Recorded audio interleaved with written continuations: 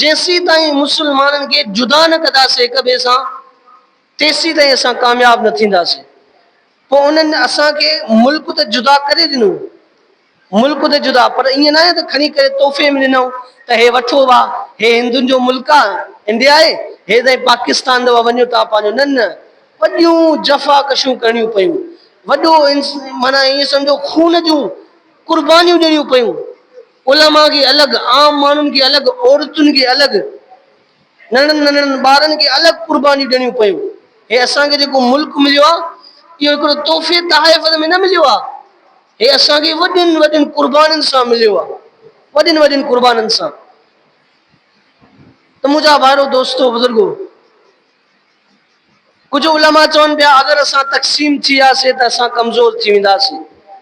ऐं हक़ीक़त में अॼु इहा ई ॻाल्हि आहे जो मुस्लमान जॾहिं खां वठी तक़सीम थियो आहे, तक़सीम थियो आहे, उहो पोइते थो वञे, ज़वाल में थो वञे, पोइते थो थींदो वञे, उहो उरूज ते नथो अचे, उरूज ते नथो अचे। पोइ अंग्रेज़नि छा कयो, ॿिनि क़िस्मनि जे तहत मुस्लमान खे जुदा कयो, ॿिनि क़िस्मनि जे तहत।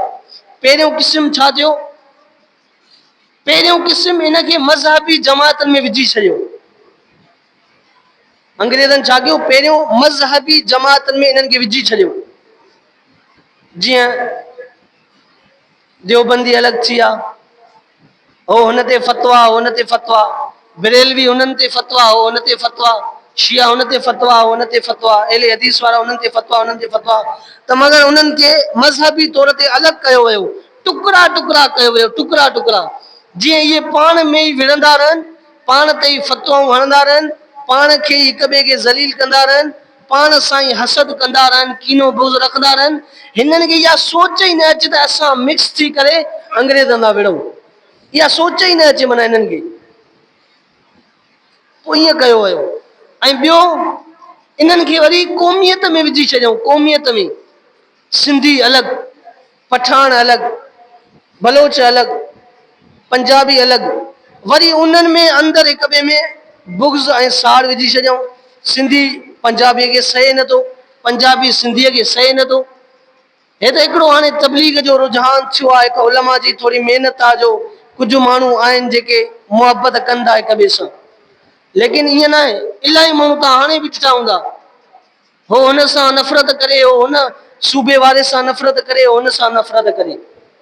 इहो मथां खां वठी सिलसिलो हलंदो ईंदो, ऐं असांजे ज़हननि में इहा ॻाल्हि विधी वेंदी त असांजो दुश्मन अंग्रेज़ न आहे, असांजो दुश्मन फलाणो आहे, असांजो दुश्मन फलाणे सूबे वारो आहे, असांजो दुश्मन फलाणो आहे, फलाणो आहे। पंहिंजे ई मुस्लमान खे अॻियां बीहारे छॾियो हिक ॿिए जे, जे अगरि मुस्लमान विढ़े बि त मुस्लमान सां विढ़े, ऐं हे मुस्लमान विढ़े बि मुस्लमान सां विढ़े।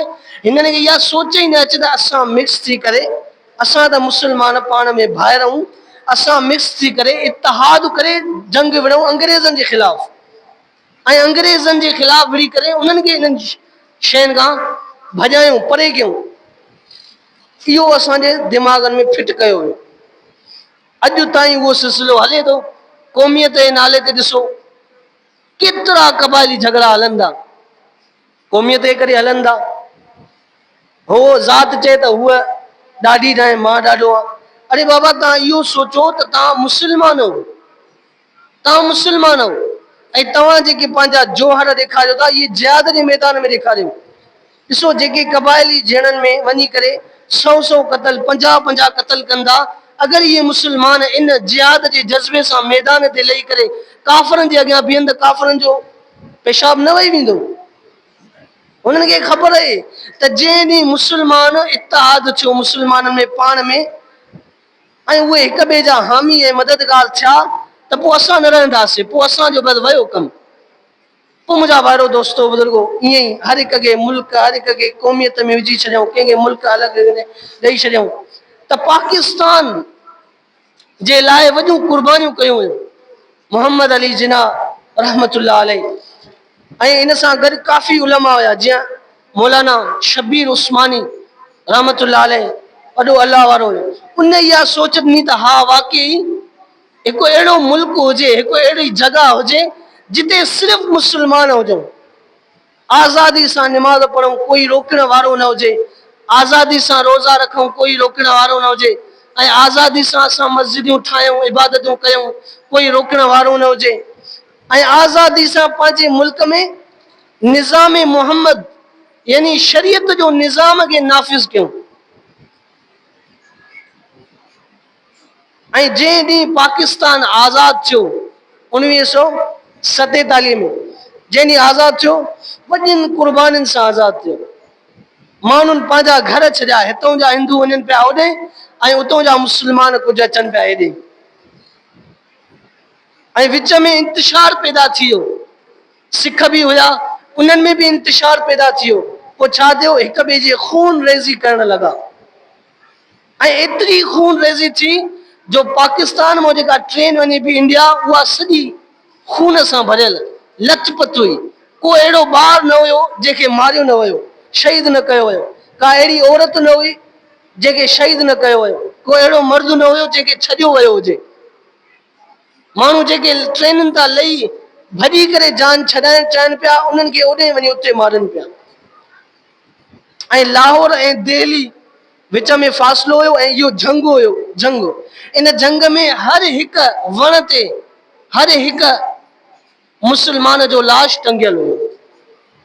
क़ुर्बानियुनि सां मिलियो आहे असांखे, क़ुर्बानियुनि सां मिलियो। ऐं सिर्फ़ु आम माण्हू न, बल्कि उलमा जे लाइ त इहो हुयो, जिते बि उलमा खे ॾिसनि पिया, उनखे जेको आहे उते ई शहीद कनि पिया।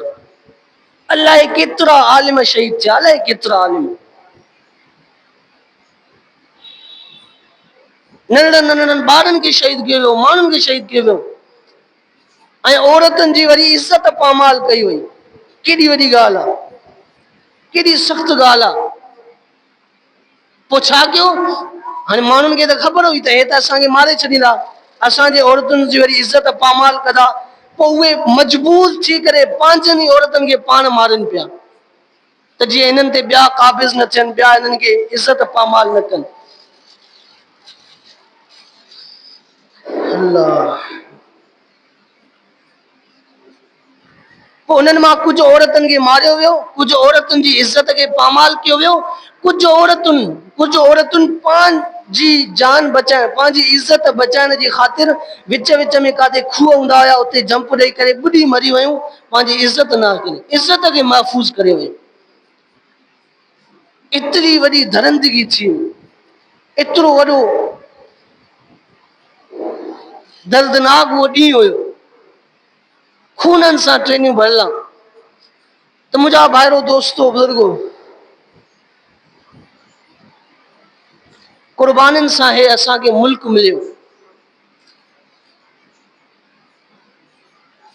ऐं छा चवंदा आहिनि, पाकिस्तान का मतलब क्या, ला इलाहा इल्लल्लाह। जॾहिं हिन जगह जो नालो रखण लॻा न साईं, पोइ पाक आस्तां, पाक आस्तां, पाक त पाकीज़गी जगह खे चइबो आहे, आस्थान चइबो आहे, आस्थान चवंदा लफ़्ज़ ॿुधो हूंदो तव्हां, इहो चइबो आहे जगह खे, फारसी लफ़्ज़ आहे आस्थान, फारसी लफ़्ज़ आहे, हिनखे चइबो आहे जगह। पोइ इन्हनि खे मिलाए करे लिखियो वियो पाकिस्तान, पाकिस्तान यानी हिकिड़ी पाक जगह, पाकीज़गी वारी जगह। त मुंहिंजा भाइरो दोस्तो बुज़ुर्गो, इहो नालो लिखियो वियो त हे मुल्क असांखे क़ुर्बानियुनि सां मिलियो। ऐं जेको मुल्क वरी अॼु असां ॾिसो 1900 यानी 14 अगस्त ईंदी आहे, 14 अगस्त ईंदी आहे, त असांजे अवाम खे इहा ख़बर बि न हूंदी आहे त असांजो अवाम त असांजो मुल्क त आज़ादु 14 अगस्त थियो, लेकिन कीअं थियो, कहिड़ियूं शयूं थियो जो हिनखे आज़ादी मिली, कहिड़ियूं शयूं थियो जो आज़ादी मिली, केतिरियूं क़ुर्बानियूं ॾिनियूं वयूं। न उहे बाजा, उहे सूट पैंटियूं पाइण, हाणे उहे झंडा लॻाइण, या उहे शर्टियूं पाए सूट पाए डांसियूं कंदा वतंदा आहिनि, डांसियूं कंदा, माना हिकिड़ो ख़ुशीअ जो ॾींहुं मल्हाईंदा आहिनि। अरे ख़ुदा जा बाना, तूं नज़र त कर उन तारीख़ जे किताबनि में केतिरो ज़ुल्म थियो। वरी अञा ॾुख जी ॻाल्हि तॾहिं थी, ॾुख ऐं जी ॻाल्हि तॾहिं थी इंसान जे, जॾहिं जेको मुल्क कलमे जी बुनियाद ते ठहियो, वरी वो कलमे जे बुनियाद के अल्लाह माफ़ करे उन ते हलियो ई कोन। इन में कुछ उलमा वरी खिलाफ थी त जे मुल्क के तवा कलमे जी बुनियाद ते ठायो त उन ते कलमो नाफिज छो न कयो? उन जो उन जो में निज़ाम मोहम्मद शरीयत जो निज़ाम छो न नाफिज कयो?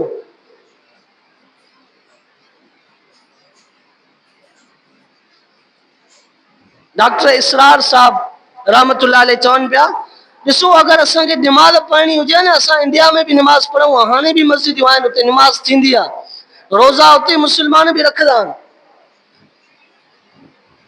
उते भी नेक कम थींदा आहिनि, उतों भी माण्हू उमरे ते ईंदा आहिनि, उतों भी माण्हू हज ते ईंदा आहिनि, उतों वारा माण्हू भी मुसलमान भी ज़कात कढंदा आहिनि, सदको ॾींदा आहिनि। पोइ असांखे जॾहिं कम ई उहे करणा हुया त पोइ मुल्क असां आज़ाद छाजे लाइ घुरियोसीं? छा इन जे लाइ त छड़ो अची हिते असां इबादत कयूं बस? मुल्क जो मतलब इहो हुयो जो कलमे वारी जिंदगी, कलमे वारो इंसाफ, कलमे वारो निज़ाम इन पाकिस्तान में हले। अॼु ॿुधायो कहिड़ो पाकिस्तान में निज़ाम थो हले? कहिड़ो पाकिस्तान में निज़ाम थो हले? क़ुरान वारो। उलमा तकरीरा करे करे करे समझाए, पर उहो ई उनजी ॻाल्हि ॿुधी नथी वञे। जमियत उलमा इस्लाम वारा धरना हणी हणी हणी हणी कोशिश में लगा पिया आहिनि, लेकिन वो ही निज़ाम नथो अचे वो पाकिस्तान में। छो? असां ज़ाहिरी एतबार सां आज़ाद थी वियासीं, पर असांजे ज़हननि में अञा भी गुलामी भरियल आहे, अञा भी असांजे मथां उन्हनि जो कंट्रोल आहे जंहिंखां असां आज़ाद थिया हुयासीं। पोइ अहिड़ी आज़ादीअ जो कहिड़ो फ़ाइदो जेको मुसलमाननि जो अलॻि मुल्क मिले, हुकुमरान भी वरी मुसलमान थियनि, त ॿुधायो उन में छो नथो निज़ाम नाफ़िज़ थिए मुसलमान जो? छो नाइंसाफ़ी थी कई वञे? केतिरो अल्लाह पाक ख़ूबसूरत मुल्क ॾिनो, केतिरा इन में ज़खाइरनि जेके निकिरंदा हेठां ज़मीन मां, केतिरा इन में खज़ाना छुपियल आहिनि। पहाड़ी इन में इलाइक़ा अलॻि, बर्फ़ वारा अलॻि, ज़मीनी इलाइक़ा अलॻि, रेगिस्तानी अलॻि, ऐं हिक ई वक़्त में 4 मौसमूं हलनि। अहिड़ा मुल्क त आहिनि ई न काथे। को त अहिड़ो मुल्क आहे जंहिंमें 6 महीना ॾींहुं थींदो आहे, 6 महीना राति, बस ॾींहं राति जो निज़ाम।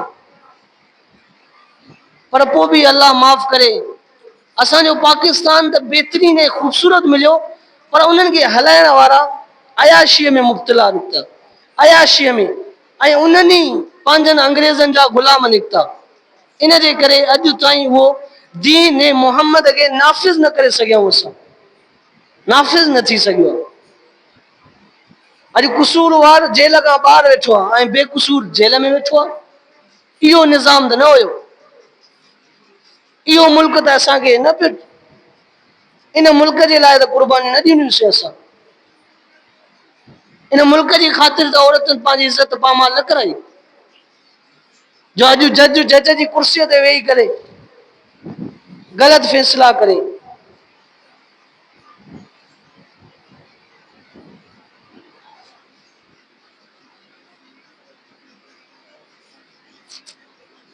हिकिड़ो अल्लाह वारो हुयो, काबतुल्लाह में निमाज़ पढ़ाईंदो हुयो। ॾिसो असांजे तव्हांजी केॾी ख़ुशनसीबी हूंदी अगरि कोई वेंदो आहे त काबतुल्लाह में आहे, सऊदी वेंदो आहे उमिरे हज ते, केॾो असां हुनखे कंडियूं पाराईंदा आहियूं, ख़ुशख़बरियूं ॾींदा आहियूं, तूं उमिरो करे आई, हज करे आई।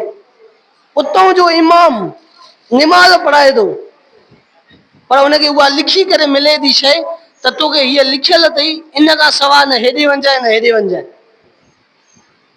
ऐं हुनखे इहो चयो थो वञे त ॿियनि जी तारीफ़ करण खां पहिरियों असांजे बादशाहनि जी असांजी तारीफ़ कजांइ, पोइ तूं दीन जी ॻाल्हि कजांइ।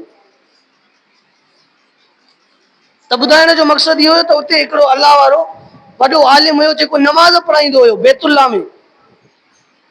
उन कुझु अरसो नमाज़ पढ़ाई, पोइ उतां हलियो वियो। के पुछस त असां त सिकदा तू जो छॾे ॾिनी या नमाज़ पढ़ाइण। चे ॻाल्हि इहा हुई त जगह त वॾी मुक़दस हुई, पर उन जगह ते मूंखे हक़ ॻाल्हाइण न ॾींदा हुया, हक़ ॻाल्हाइण न ॾींदा हुया, हक़ ते पाबंदी हूंदी हुई। इन जे करे मां खे मुनासिब न लॻो, मां उहा जगह ई छॾे ॾिनमि जिते हक़ ॻाल्हाइण जी इंसान खे इजाज़त न हुजे। अॼु केतिरा ई माण्हू आहिनि इन पाकिस्तान मुल्क में जिन हक़ ॻाल्हायो ऐं उन्हनि खे गुम कयो वियो ऐं मारियो वियो। हुकूमत वारा ॾिसो, जेके बि हुकूमत वारा आहिनि ऐं उन जा उहिदेदार आहिनि, इहे सभु असांजा ख़ादिम आहिनि, ख़ादिम आहिनि इहे असांजा। ऐं असांजी टैक्स ते हलंदा आहिनि, असां टैक्स ॾींदा आहियूं न, उन ते हलंदा आहिनि। हाणे ॿुधायो, हिकिड़ो नौकर हुजे, हिकिड़ो मालिक हुजे, ऐं उनजो मालिक गॾे गाॾे ते घुमे, उनजा नौकर वरी पेराडे ते घुमनि। केॾो वॾो ज़ुल्म आहे उन मालिक सां। जेको उन घर जो मालिक हुजे उहो उनखे खाइण लाइ कुझु न हुजे ऐं उनजा नौकर वरी अयाशियूं कनि, उनजा नौकर वरी जहाज़नि ते घुमंदा वतन, उनजा नौकर वरी अलॻि अलॻि मुल्कनि में वञी अयाशियूं कनि। अल्लाह अकबर, केतिरी वॾी गद्दारी आहे उन मालिक सां, केतिरी वॾी। अॼु असांजे तव्हां सां बि इहो ई कमु थो थिए। अवाम जी टैक्स ते ग़लति इस्तेमालु कयो थो वञे, अवाम जी टैक्स खे। ऐं जेके मुहाफ़िज़ आहिनि असांजा, हिफ़ाज़त लाइ क़ाइमु कया विया आहिनि, उहे पैसे जे विकिजनि था, पैसे ते।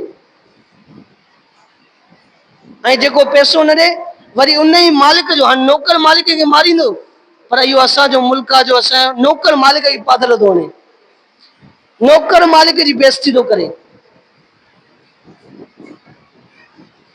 त मुंहिंजा भाइरो दोस्तो बुज़ुर्गो, जॾहिं तव्हां तबलीग कंदव या जॾहिं तव्हां नेक आमाल पाण में कंदव, तहजुद बि गुज़ार हूंदो या ॿियो कुझु कंदव, नेक आमाल कंदव, तव्हां कुझु न अथव। जॾहिं तव्हां निज़ाम खे ॻाल्हाईंदव पोइ तव्हां ते पाबंदी आयत थी वेंदी। ईअं छाजे करे? पोइ इहा कहिड़ी आज़ादी थी? त मुंहिंजा मोहतरम भाइरो दोस्तो बुज़ुर्गो, अल्लाह पाक असांखे हिकिड़ो ख़ूबसूरत मुल्क ॾिनो आहे। काश हिनखे हलाइण वारो कोई सही हुजे हा, काश हिनखे हलाइण वारो कोई आदिल हुजे हा, इंसाफ़ करण वारो हुजे हा। अल्लाह रब्बुल इज़्ज़त खां दुआ आहे, अल्लाह रब्बुल इज़्ज़त उहे ॾींहं बि ॾेखारे जो हिन में शरीयत मुहम्मद सल्लल्लाहु अलैहि वसल्लम नाफ़िज़ थी वञे, हक़ इंसाफ़ थी वञे, तॾहिं वञी इहो मुल्क तरक़ी कंदो।